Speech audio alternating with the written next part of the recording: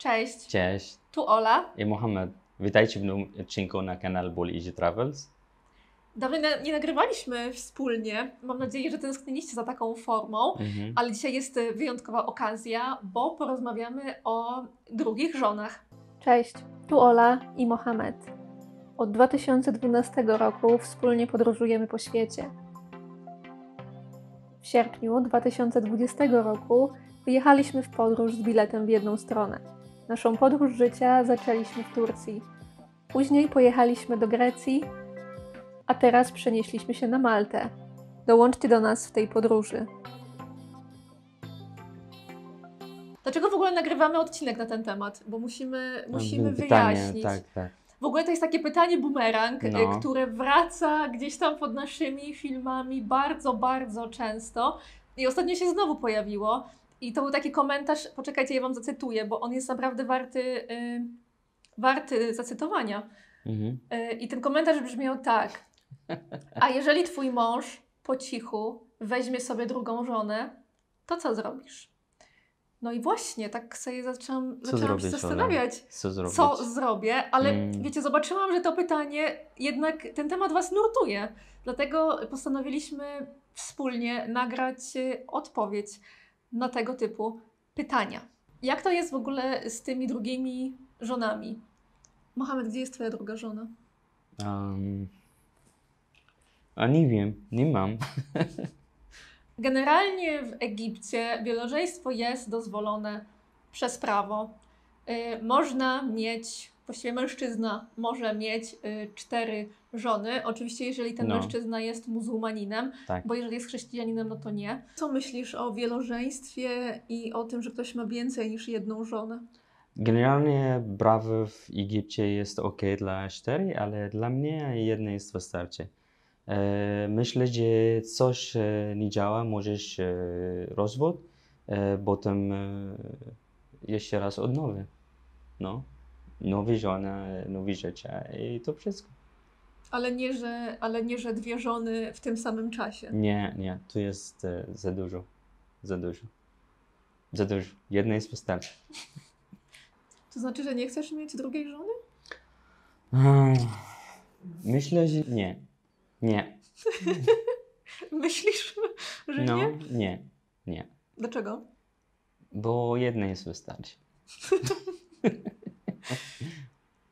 Generalnie, tak jak Wam mówiliśmy, wielożeństwo w Egipcie jest dozwolone, ale to nie oznacza, że skoro coś jest dozwolone, to wszyscy się do tego stosują i wszyscy mają więcej niż jedną żonę. Tak. Wręcz przeciwnie, w Egipcie to jest generalnie coraz mniej popularne, a to ze względu na to, że wielożeństwo jest też obwarowane licznymi warunkami, które trzeba spełnić.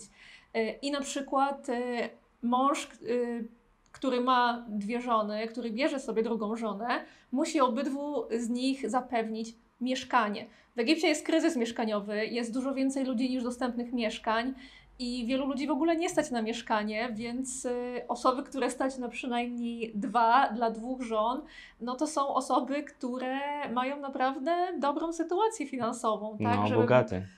Tak, żeby były w stanie to opłacić, a to jest tylko jeden z warunków. Tych warunków jest dużo więcej. Naprawdę finansowo jest to bardzo trudne do wykonania, żeby mieć więcej niż jedną żonę. I właśnie fakt, że coś jest dozwolone, też nie znaczy, że wszyscy w Egipcie się z tym zgadzają i wszyscy takie prawo popierają. Co generalnie Egipcjanie myślą o wielożeństwie? A wiele osób są ok, nie mają problem, ale generalnie nie mogą, bo finansowanie to jest bardzo trudne teraz. Ale nie mogą, czy też nie chcą? Czy ludzie nie mogą, ludzie nie chcą. I czy ludzie chcą i nie mogą, i ludzie nie chcą i mogą, i coś tam. To jest skomplikowany temat. Zależy osobowo. Ale też jest dużo takich osób, tak patrzę bardziej po naszych znajomych, które uważają, że prawo dotyczące wielożeństwa jest już przestarzałe. Tak. I powinno się zmienić i powinno być wielożeństwo w ogóle zakazane. Tak? Tak. Więc wiecie, to, że coś jest dozwolone, naprawdę nie znaczy, że wszyscy Egipcjanie to też popierają i też sami się chcą do tego stosować, nawet jeżeli mają do tego warunki finansowe. Ale to też nie oznacza, że w Egipcie nie ma związków poligamicznych, że nie ma takich związków, gdzie jest więcej niż jedna żona, prawda? Prawda? Są. My sami znamy dwa takie przypadki, No, oczywiście. gdzie kobiety zostały drugimi Tak. żonami. To Tak. jest dużo czy mało? Myślę, że jest normalne. Nie jest dużo, nie jest mało. Chyba inne osoby mają więcej, inne osoby nie mają. To zależy od osoby. Porównując ilu mamy znajomych w Egipcie, to może to nie jest jakoś bardzo dużo, no ale są takie związki, tak? To nie jest też tak, że nie ma ich w ogóle. Jest ich coraz mniej, ale wciąż są. Dla mnie osobiście to jest niezrozumiałe, aczkolwiek nie oceniam, bo to nie jest moje życie. Jeżeli ktoś tak wybiera, sam o tym decyduje, no to my nie powinniśmy tutaj ingerować. Dopóki nie krzywdzi innych osób, no to jest wybór tych osób, tak, które oczywiście, są w takim związku, nie nasz. Oczywiście, tak. My się z tym nie zgadzamy, no ale to nie jest nasze życie. Nie jest nasze życie. Nasze życie jest ok, jedne jest wystarczy. Ja Pamiętacie? Wystarczy też mi. Tak. Dziękuję bardzo. W ogóle takie pytanie, a co zrobisz, jak twój mąż po cichu znajdzie sobie inną żonę, jest dla mnie trochę bezsensowne, bo takie pytanie z góry zakłada, że my w ogóle ze sobą nie rozmawiamy. My się znamy z Mohamedem już ponad 9 lat. I uważam, że takie kwestie jak wielożeństwo i podejście do takich tematów, takich ważnych tematów, to się w ogóle dyskutuje o tym w ogóle na długo przed ślubem, tak żeby później nie było zaskoczenia, więc takie pytania zakładają z góry, że my przez tyle lat ze sobą nie rozmawialiśmy na taki temat. A dla nas to jest oczywiste, że my świetnie znamy swoje opinie na wszystkie możliwe tematy, a tym bardziej na taki ważny temat. Nie wiem, to jest taki chyba stereotyp trochę o związkach mieszanych, że ludzie w związkach mieszanych ze sobą nie rozmawiają.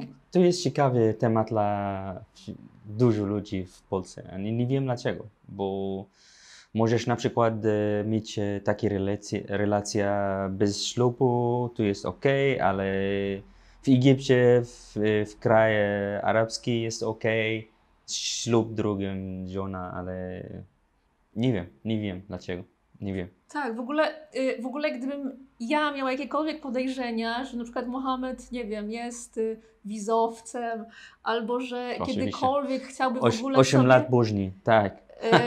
Kiedykolwiek chciałby sobie wziąć drugą żonę, to ja bym w ogóle nie brała ślubu z taką osobą, no bo po co miałabym się stresować całe życie? Wiecie, wstawać rano i zastanawiać, czy dzisiaj Mohamed ucieknie i po cichu weźmie sobie drugą żonę. No nie. W ogóle... Myślę, że nie. W sensie w ogóle nie byłoby mowy o ślubie w jakimkolwiek związku, bo dlaczego? Na szczęście ja wiem, jakie Mohamed ma podejście do tego tematu i to nie jest tak, że ja mu kazałam to powiedzieć dzisiaj, bo powiedział to wszystko sam na żywo, więc nie miałam zupełnie takich obaw i bardzo dobrze, gdybym miała, to byśmy w ogóle nigdy nie wzięli ślubu. No poza tym w ogóle, żeby wziąć sobie drugą żonę, trzeba mieszkać w kraju, gdzie wielożeństwo jest dozwolone.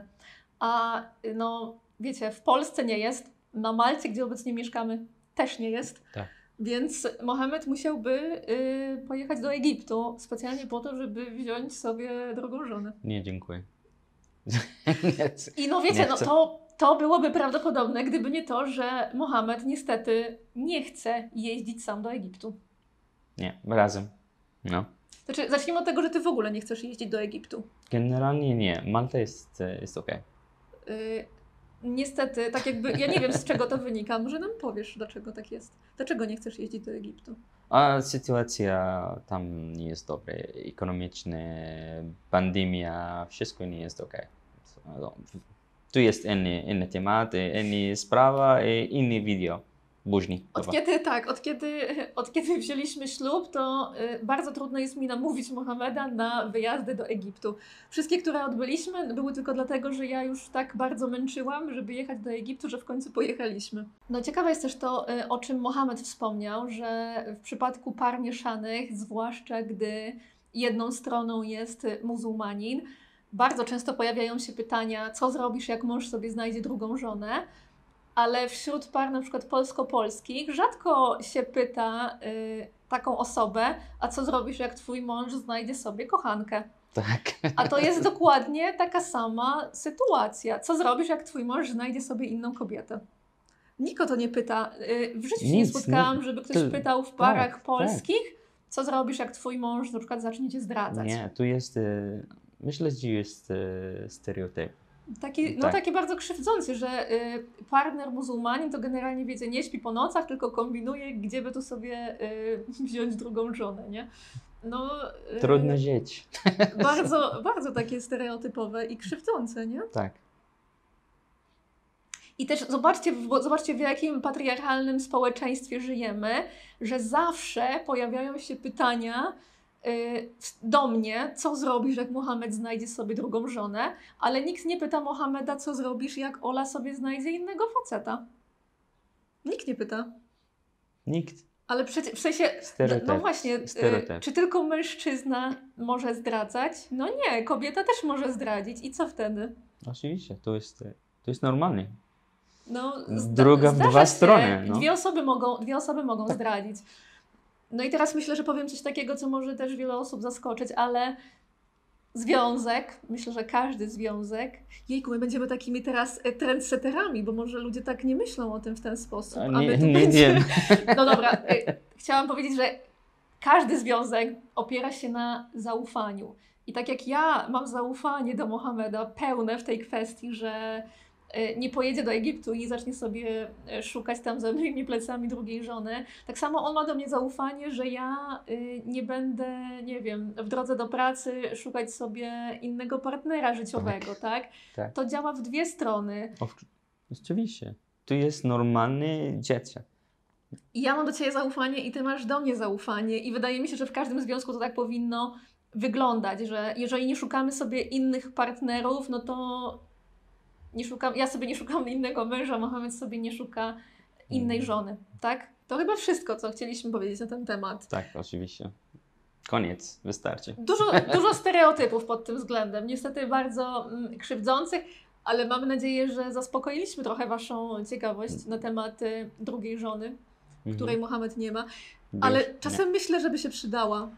Nie. Bo jakbyśmy mieli taką drugą żonę, która by nam gotowała. Nie. I sprzątała. Nie. Dobra, żartuję. Tak. Dziękujemy Wam, że oglądaliście ten odcinek. Zostawcie kciuka w górę. Oczywiście. Dajcie znać, co myślicie w komentarzach. I subskrybujcie kanał. Tak. I do zobaczenia. Pa! Cześć.